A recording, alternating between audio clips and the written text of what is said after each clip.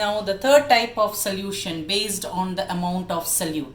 Here we see that, let me take the same example. I am going to add salt in water, stir it vigorously for the dissolution to take place faster. So I am stirring it. What has happened? It has dissolved. Now some more salt I am going to take and try to dissolve. What has happened? Again the salt has dissolved. Stir this vigorously. The turbiness shows that the salt is getting dissolved. So here we see that the salt has dissolved. So now this type of solutions we call it as unsaturated solution. Now when you are saying unsaturated solution, what is unsaturated solution? A solution in which more of solute can be dissolved in a definite amount of solvent at a given temperature. So we say that a solution in which more of solute can be dissolved. So we saw that a clear solution we got even after dissolving the second spoon of salt. So that type of solution is unsaturated. Let me come to the next one. Again, I am going to dissolve some more salt in it and try to dissolve vigorously, because the vigorous stirring will enhance the dissolution process. Now what we are seeing, after trying to dissolve it, the dissolution is not taking place. Now this type of solution we call it as saturated solution. What is it? A solution in which no more solute can be dissolved in a definite amount of solvent at a given temperature. Is it clear? So now what has the difference we have seen? Saturated solution, unsaturated solution. It's an unsaturated solution when we added 2 spoons of salt was dissolved. So it is a solution in which more of solute can be dissolved in a definite amount of solvent at a given temperature.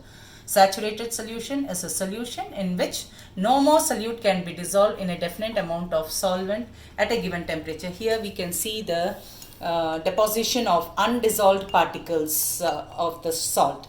Now the next one, just we will differentiate between the saturated and unsaturated solution. Here when we are going to differentiate between unsaturated and saturated solution, that can be done like this, children. We can say that it can dissolve more solute.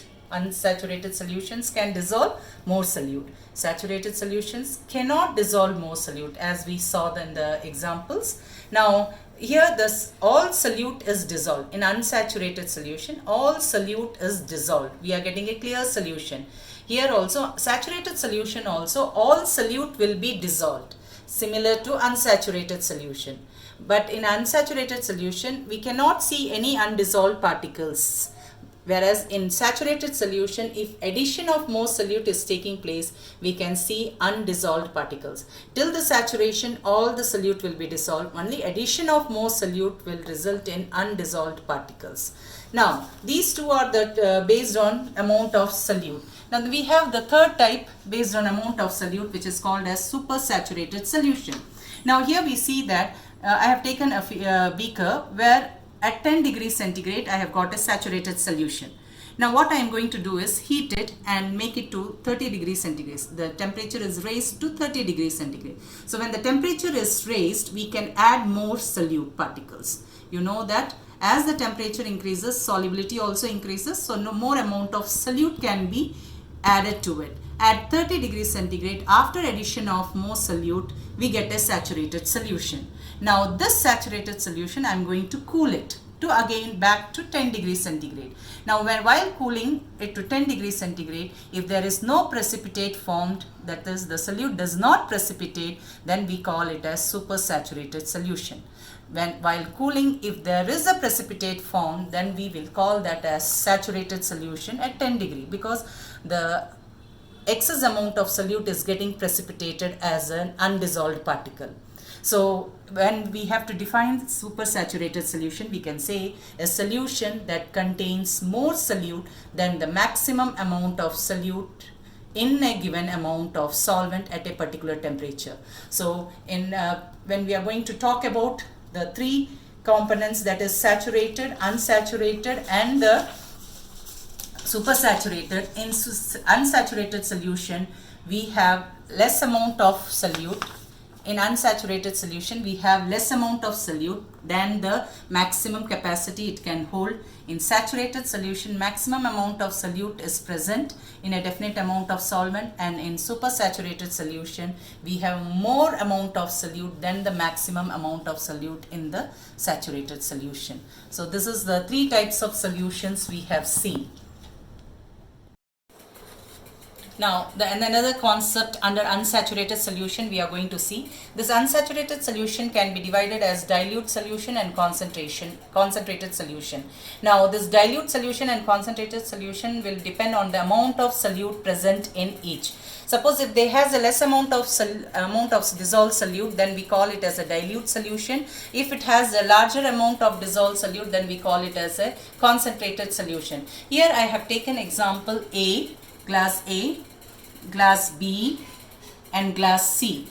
Now in glass A, when you see that the color of the solution is darker, what does that mean? A large amount of ink is dissolved in water. So the amount of solute which is dissolved is in a larger quantity.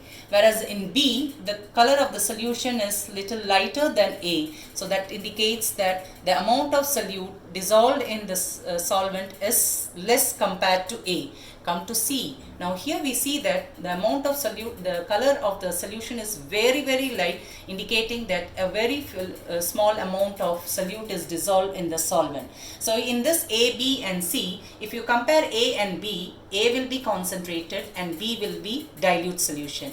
But if you compare B and C, we can say B is concentrated and C is diluted solution. So among these three, A will be concentrated solution and C will be dilute solution. So we know that this is concentrated and dilute solution expresses a relative concentration of two solutions with respect to the solute present in the given amount of the solvent. So just it is the expression we have to relative expressions only, because when you compare A and B, B is a dilute solution, but when you compare B and C, B is the concentrated solution. Now the next concept which we are going to learn is about the solubility of the solute.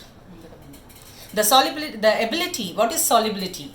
Dissolving ability. What is solubility? Dissolving ability, that how much it can dissolve.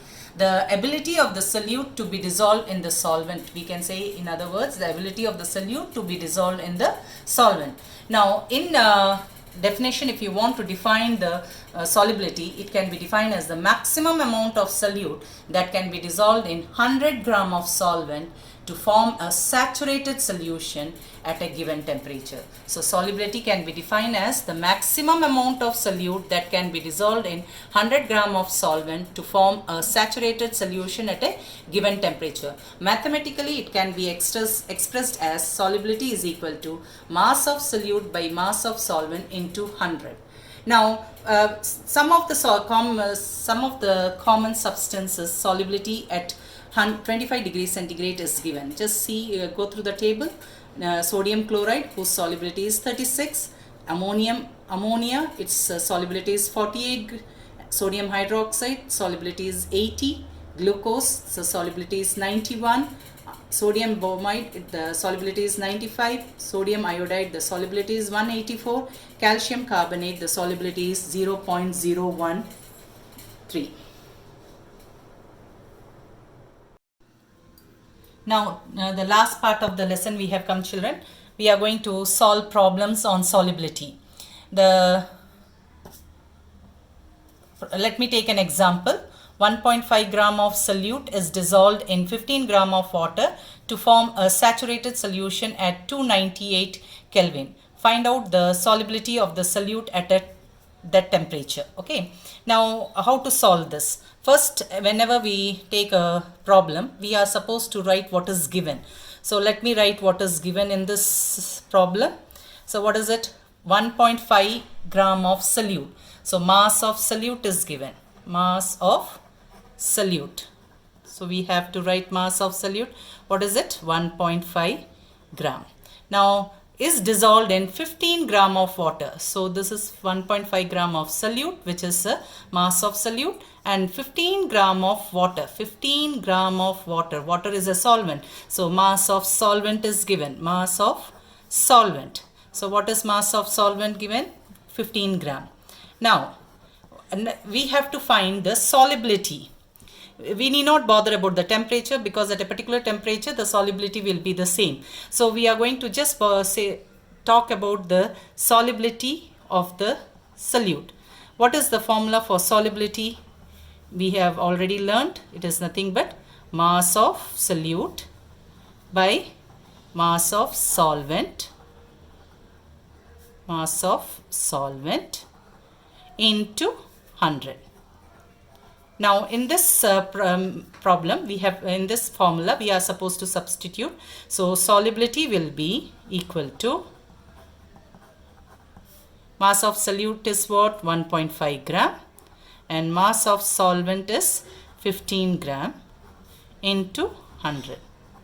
So now we can say it as 15 by 1.5 by 15 will be 1 by 10 into 100, which is equal to 10 gram.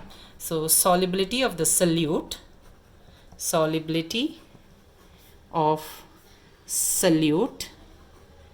at 298 Kelvin is 10 gram. So the problem is a very easy one, children. Just let me explain again. We have taken, the question is 1.5 gram of solute dissolved in 15 gram of water to form a saturated solution at 298 Kelvin. Find out the solubility of the solute at a particular temperature. Now, whenever we solve, we have to write what is given. So mass of the solute 1.5 gram, mass of the solvent 15 gram. Solubility is, and then we are going to use the formula. Solubility is equal to mass of solute by mass of solvent into 100. Now substitute the values. You are going to get it as solubility of the solute at 298 Kelvin is 10 gram. Thank you.